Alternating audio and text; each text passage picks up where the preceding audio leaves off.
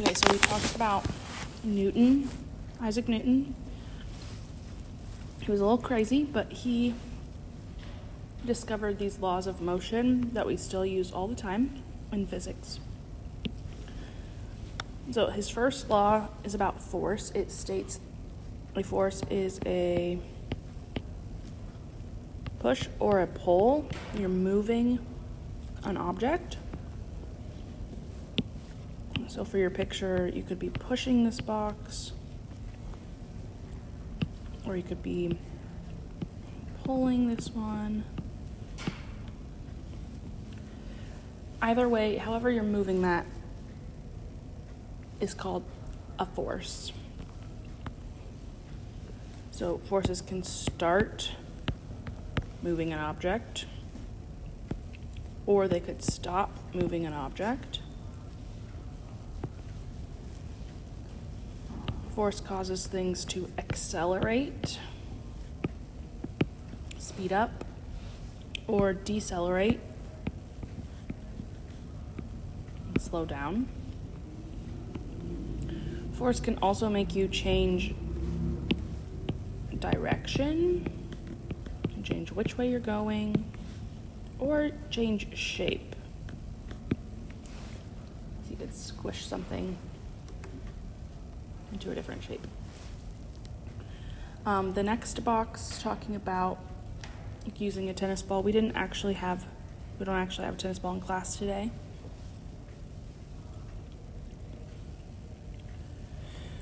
But if you wanted to make a ball start moving, you could do that by throwing the ball, dropping it, doing something to make it start going. If it is already moving and you want it to stop, you could just catch it.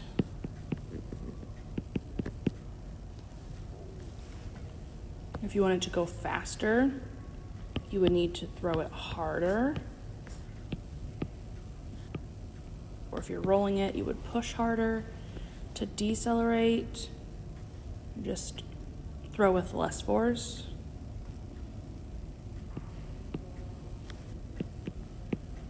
Throw it softer.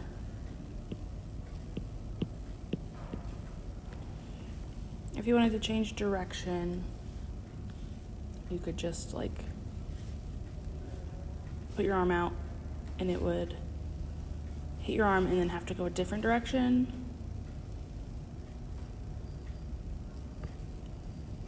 How would you say that? Bump into it, maybe?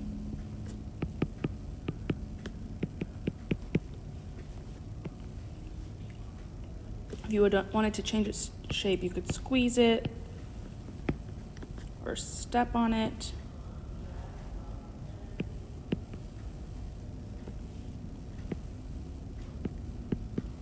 All of these things are forces.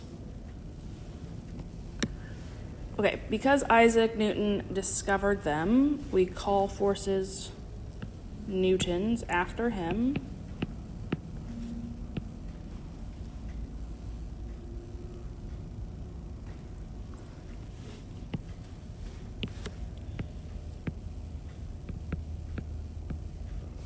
So the measurement for forces is in newtons. And then all forces experience friction. Friction is resisting a force.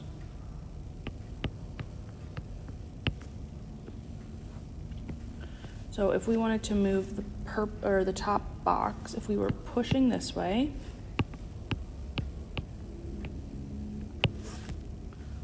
then the box would be moving this way. But this bottom side would also be resisting it, and that's friction.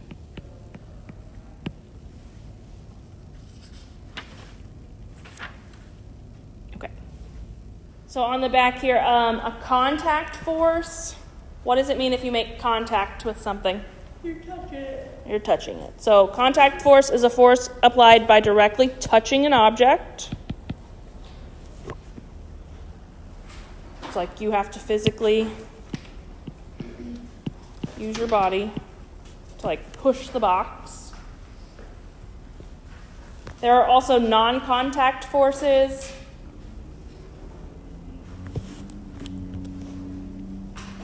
So for that, you would not be touching, it's without directly touching an object. What's an example that you can think of a non-contact force? Wind. Just wind is all you can do. Let's see, how are we going to draw wind? Woo. Air, wind.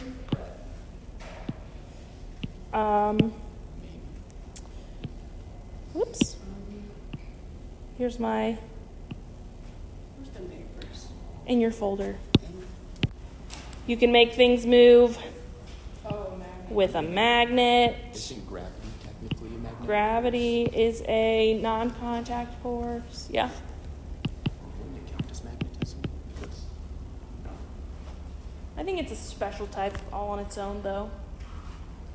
So gravity, all of these things are non-contact forces. They affect things without touching them.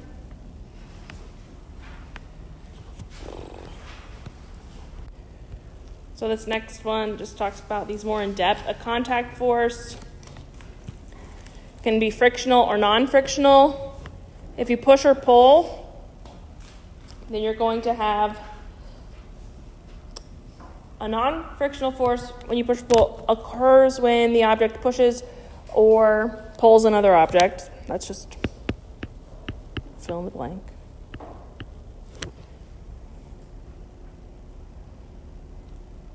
An elastic force. These are silly. The blank is just elastic.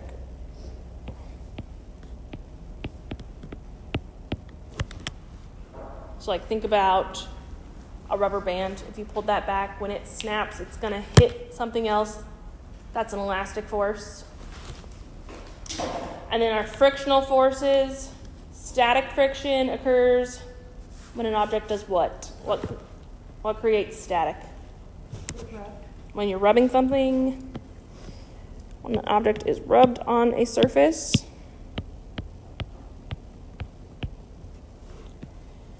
Rolling friction occurs when an object rolls.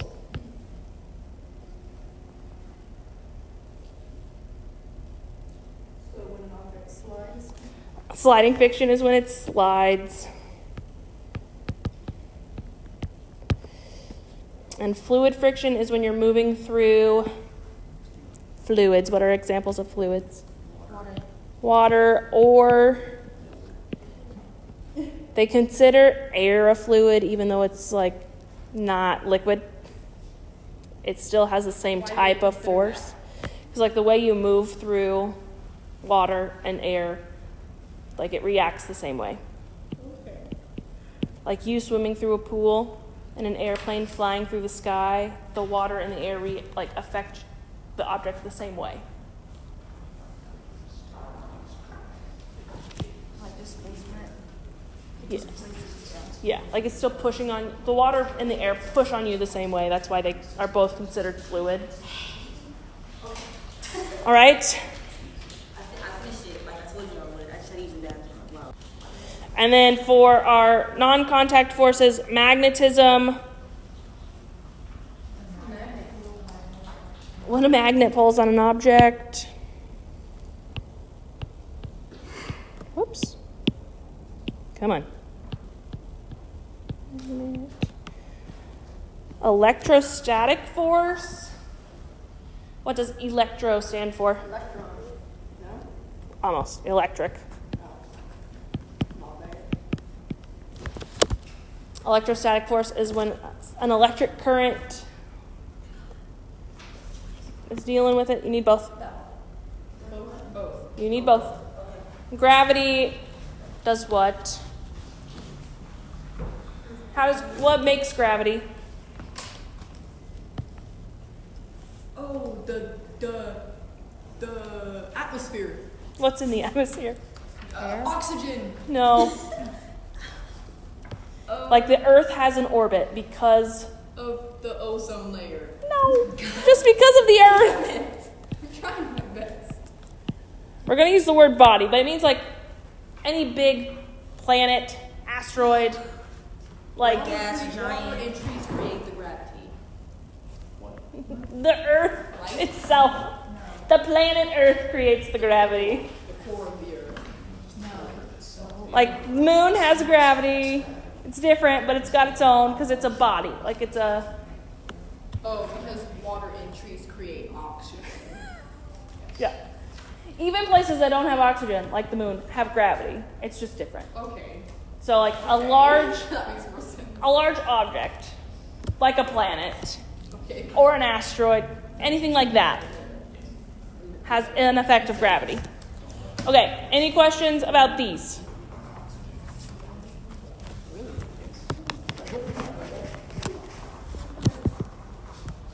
All right. You don't have a page for them, but we're going to go through some examples. Come on. Pause. Okay, so we just have this on the board. You don't have a paper. But what is the frictional force happening here? Pressure ball. When you push the rock, what is it doing? Grinding against the rock. It's static friction. Okay, Oh wait, it's stuck there. But if you get it to move, it's going to be a sliding force. Sliding friction, excuse me. So Like once you're actually able to push it. so the static would be like if it was like a square rock. I mean, this could also have both. Like it's going to slide. Like it's affecting it the same way as this electrostatic, not electro, just static. Because it's going across it as it moves. I guess I'm just having like a hard time figuring out if it's static or sliding. Is it like rubbing against it or is it sliding? So like, is it going back and forth or is it moving in one direction? So static friction is like back and forth. Like it's stuck there, yeah. Okay. If we were actually able to move this rock, it would slide. Yeah. Any other questions? Does that make sense? Can we go to the next Being page? distracted. Don't be distracted. Oops. I think I have to stand at the computer. Okay, next one. Come on. Too far. What's happening here? Young me.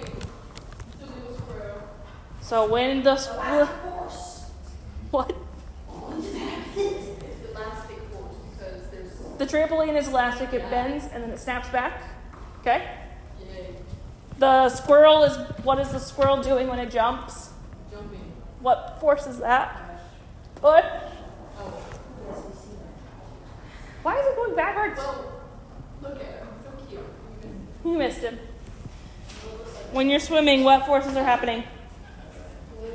Fluid. You're moving through the water. When you're actually like moving your body, kicking your feet or pulling the water, you could be doing both, push and pull. And then fluid friction is also affecting you. What is that one?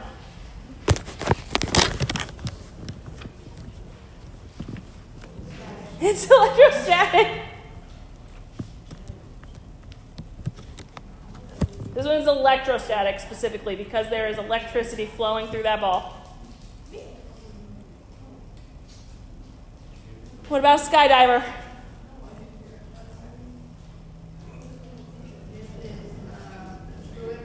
There's fluid friction when you're falling through the sky.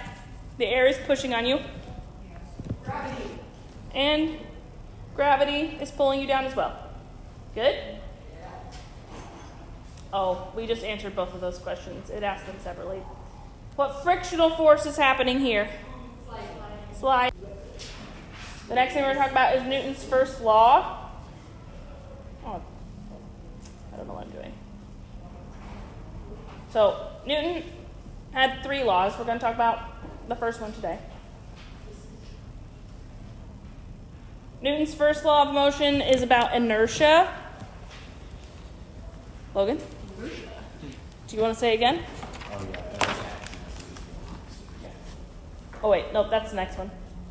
Lied to you. Inertia is about how objects move. So, the Tendency of an object. of an object resist movement. to resist motion, yes. Okay, object to resist motion. So if this car is driving, and then it didn't keep my picture, and it crashes into a little wall here, what's going to happen?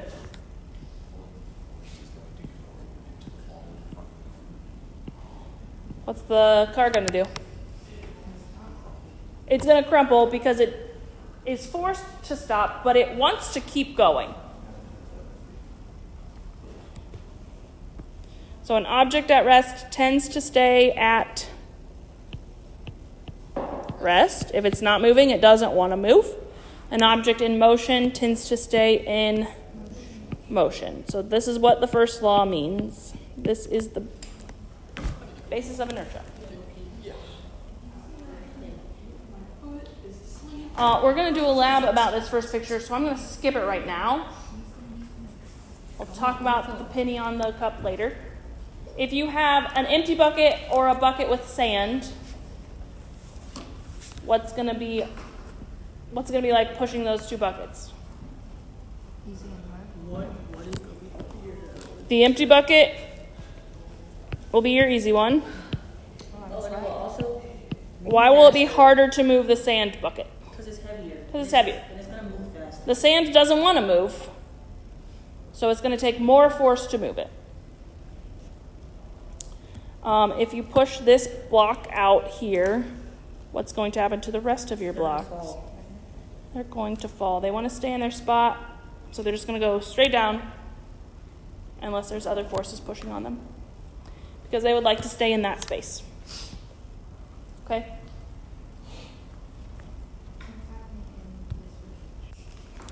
Are we going to talk about, What is happening? well, you said we have to wait on that. Okay. Yeah, because I'm going to talk about the potential energy. Because you know what? Not yet. We're talking about that later. I know we got to wait, okay? It's just exciting for me. I enjoy that part. Okay. On Earth, inertia is masked. When you push on things, things push back, right? What was that called? Gravity is one of them.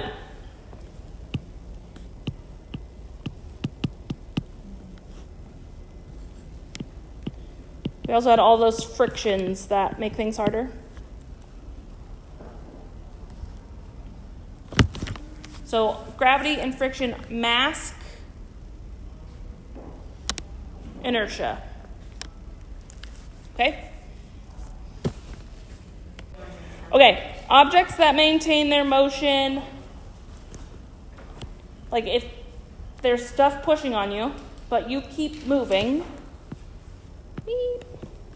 you overcome the small frictional forces. Your motion was bigger than the friction.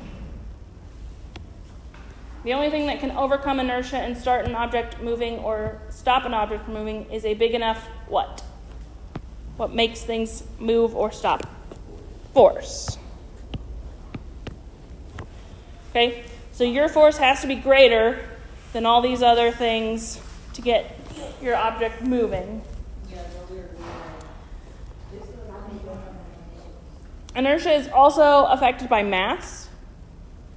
The more massive objects, so bigger objects, heavier objects, experience more inertia.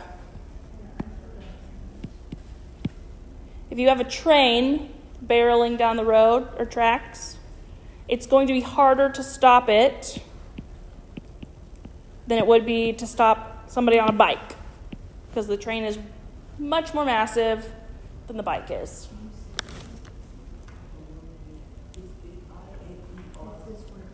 Inertia.